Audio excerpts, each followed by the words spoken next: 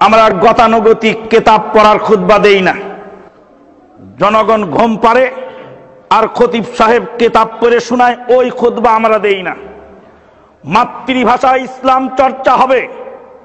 মাতৃভাষায় ইসলাম চর্চা যদি না হয়, তামাম বাংলার মাটিতে মাতৃভাষায় যদি খুতবা চালু না হয়, তাহলে ভাষা আন্দোলন সফল হয় নাই। মসজিদের ইমাম সাহেব খাকান এমনি খাকান পড়বেন আর মুক্তাদি ঘুম পারবেন, এই খুতবা আল্লাহর নবী দেননি। কোন আলেম সাহেব বলতে পারেন আল্লাহর নবী তো আরবিতে খুতবা দিয়েছেন? জি না, ভুল হয়ে গেল, 100% ভুল। আল্লাহ নবী আরবিতে খুতবা দেন। আরবি ভাষার পক্ষে নবী দুনিয়াতে আসেন নাই, আরবীয় ভূখণ্ডের পক্ষে নবী দুনিয়াতে আসেন নাই।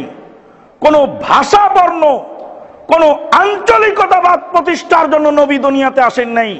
নবী এসেছিলেন তামাম বিশ্বের সকল ভাষাকে স্বীকৃতি দিতে।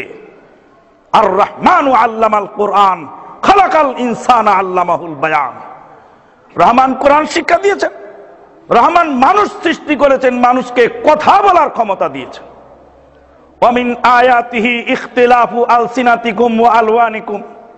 আল্লাহর নিদর্শনের মধ্যে উত্তম নিদর্শন তোমাদের ভাষার ভিন্নতা। আল্লাহর নবী সাল্লাল্লাহু আলাইহি সাল্লাম মাতৃভাষায় খুতবা দিয়েছিলেন, আরবি ভাষায় নয়। আল্লাহর নবী সাল্লাল্লাহু আলাইহি সাল্লাম মাতৃভাষায় খুতবা দিয়েছিলেন, আরবি ভাষায় নয়। আল্লাহ বলছেন ওমা আরসালনা মির রাসূলিন ইল্লা বিলিসানি কওমিহিম। দুনিয়াতে কোন রাসূল পাঠাই নেই তার জাতীয় ভাষা ছাড়া।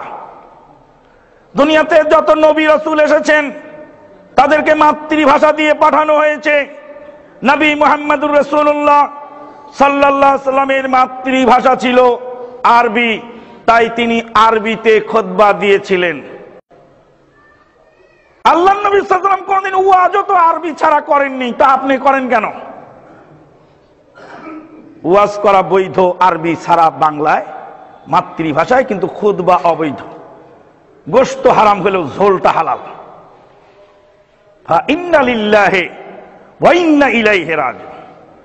বলছি শুনুন, যদি বলে আল্লাহ নবী মাতৃভাষায় খুতবা দিয়েছেন, তামাম পৃথিবীর মাতৃভাষাকে স্বীকৃতি দেওয়া হবে এবং জাতি বছরে 52টি খুতবার মাধ্যমে জাতি সচেতন হতে পারবে।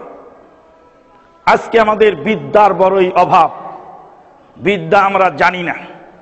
কালকে গাজীপুরের এক মাহফিলে জিজ্ঞেস করলাম, আল্লাহর হুকুম পালন করা কি ফরজ না নফল? হাজার হাজার শ্রোতা দর্শক সবাই বললেন ফরজ। আল্লাহর হুকুম পালন করা ফরজ। আপনাদেরকে জিজ্ঞেস করলে আপনারাও তাই বলবেন। পরক্ষণে জিজ্ঞেস করলাম, তাহাজ্জুদের নামাজ কি ফরজ না নফল? বলে তাহাজ্জুদের নামাজ নফল।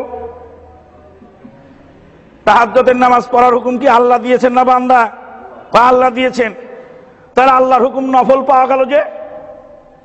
আপনি এত বছর যে বিদ্যা শিখে এসেছেন, ও বিদ্যা মিথ্যা, ফেলে দেন ও বিদ্যা। আল্লাহর হুকুম ফরজও আছে, নফলও আছে।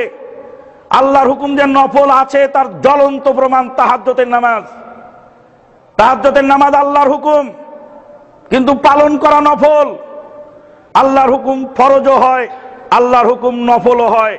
এত বছর শুনে এসেছেন আল্লাহর হুকুম ফরজ, আপনার এই বিদ্যা পুরাপুরি ঠিক নয়। ফরজও আছে, নফলও আছে।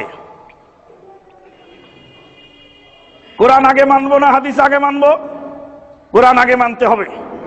বললাম উজু করেন, উজু করার সময় আগে হাত ধুইল। হাত ধোয়ার দলিল কোরআন থেকে বাইর করে, কোরআনে নেই। কোথায় আছে? হাদিসে আছে। আপনার উজু শুরু হলো হাদিস দিয়ে, আপনি বলেন আগে কোরআন মানবো। আপনি উজুটা শুরু করলেন হাদিস দিয়ে। উজুর প্রথম কাজ আপনি বিসমিল্লাহ বললেন, হাদিস দ্বারা প্রমাণিত। উজুর শুরুতে নিয়ত করলেন মনে মনে, এটা হাদিস দ্বারা প্রমাণিত।